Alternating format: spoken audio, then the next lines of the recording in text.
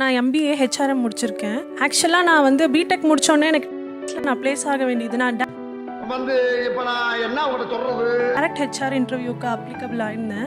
But ஆனால் நான் அதுக்கு அக்செப்ட் பண்ணல. ஏன்னா என்னோட ஃபர்ஸ்ட் விஷயம் என்னன்னா என் ஃபேமிலி தான் எனக்கு முக்கியம்.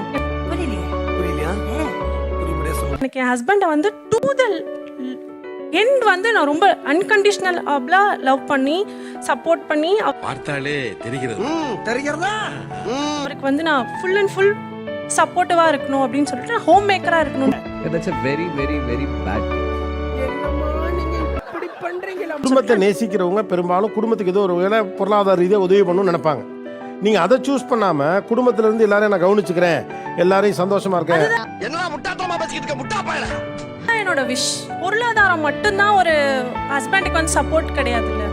காலையில எந்திரிச்சதுல நைட்டு முடிக்க அவருக்கு தலைக்கு எண்ணெய் தேய்ச்சி விடுறதுல நல்லா இருப்பீங்களா? டேய் நல்லா இருக்கீங்களா? Thank you sir. இருந்து அயன் பண்ணி கொடுக்கறதுல இருந்து ஷூ எல்லாமே நான் தான் பண்ணுவேன். அன்னைக்கு எங்க அண்ணனுக்கு நான் தான்டா பண்ணுவேன், அப்படி தான்டா பண்ணுவேன். என்னடா பண்ண முடியும்? கால் பிடிச்சி விடுறதுக்கு எல்லாம் எதுவுமே அவருக்கு நான் பண்ணாதே கிடையாது. அவங்க வீட்டுக்கார் பேர் என்னமா? பிரேமானந்த்.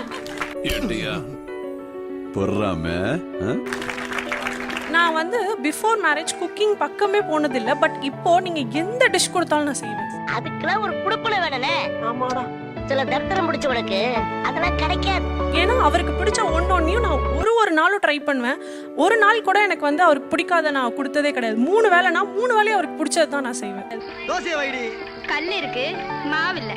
அப்ப கஞ்சியாச்சு ஊத்திரி வெண்ண மாவுல